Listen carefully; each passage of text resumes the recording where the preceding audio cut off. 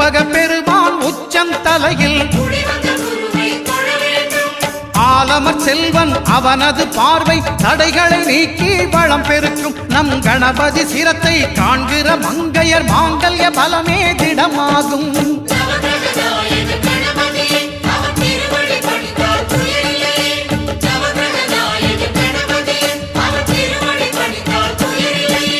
ஒன்பது கோளும் ஒன்றாய் காண அங்கு கற்பகம்